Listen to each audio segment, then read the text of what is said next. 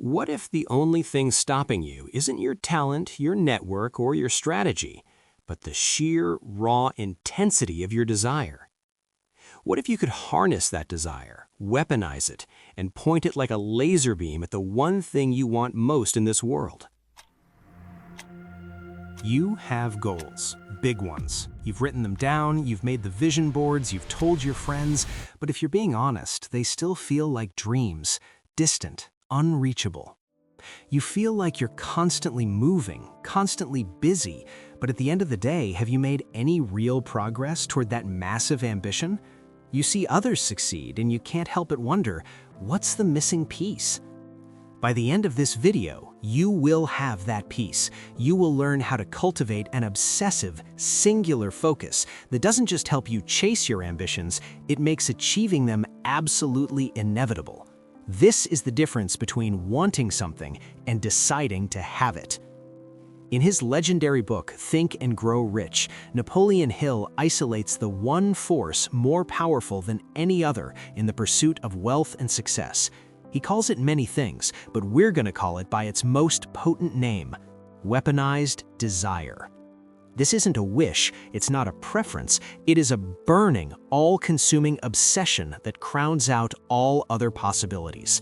And there is no better proof of this concept than the incredible story of Edwin C. Barnes. Barnes was, by all accounts, a nobody, a tramp.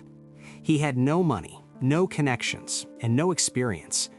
But he had one single, unwavering desire burning in his soul. He was going to become the business partner of the greatest inventor on Earth, Thomas Alva Edison. He didn't just want to work with Edison, he decided he would. So he showed up, unannounced, at Edison's famous laboratory in West Orange, New Jersey. He looked like a man who hadn't eaten in a week, but Edison would later say that the look in Barnes' eyes, the sheer force of his ambition, convinced him to give the young man a chance. Not as a partner, of course, but as a floor sweeper, an office cleaner, for almost nothing. For months, even years, Barnes did the most menial jobs in Edison's office. Many would have quit. They would have said, "This isn't working," and looked for an escape route. But Barnes had no escape route. In his mind, he was already Thomas Edison's partner. He was just waiting for his moment to prove it. That moment came when Edison invented a new device, the Ediphone. His own salesmen were skeptical. They didn't think it would sell. They didn't even try. But Barnes saw his chance. He knew the machine. He believed in it. And more importantly, he believed in himself. He went to Edison and laid out a plan to sell it. His desire wasn't just talk, it had been forged into obsession in the fires of patience and persistence. Edison gave him the contract, and Barnes sold the Ediphone so successfully, he made millions. He didn't just become a partner, he helped build an empire, all because of a desire he refused to let die.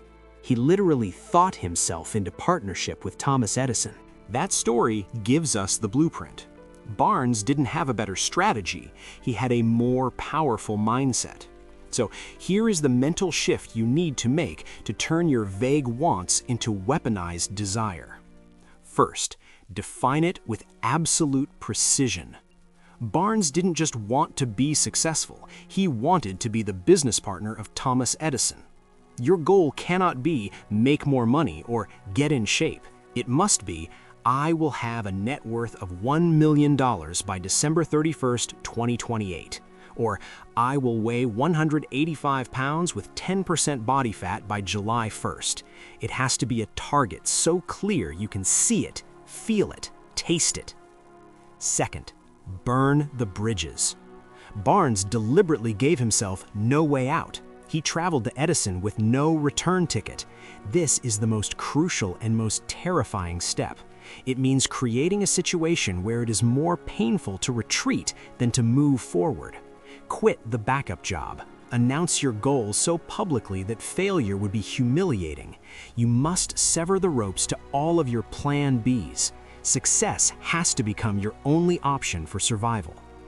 Third, marry the goal with obsessive action. Desire without action is delusion. Barnes swept floors, but he did it in the place he needed to be. He wasn't just waiting, he was observing, he was learning, he was preparing. You must ask yourself every single day, what is the one action I can take today that moves me closer to my precise, defined goal? Then you do that one thing without fail. It becomes a non-negotiable ritual. This isn't about motivation. Motivation is fleeting. This is about building a system of obsession. So, let's bring this all together. You've been stuck because you've been treating your biggest goals like items on a wish list. The solution is not another productivity hack, it's to adopt the mental model of weaponized desire. This is how you transform your ambition from a flickering candle into an unstoppable inferno. The single most important thing to remember from this entire video is this: your success is not determined by your resources, but by the burning, uncompromising intensity of your will. Now it's your turn to act. Your mission, should you choose to accept it, is to take the first step. In the comments below, I want you to declare the one goal you will now pursue with weaponized desire. Define it with precision. Don't be shy, don't be vague. Declare your definite chief aim to the world and make it real. Your journey starts with that single act of commitment. Thank you for watching. Now go get it.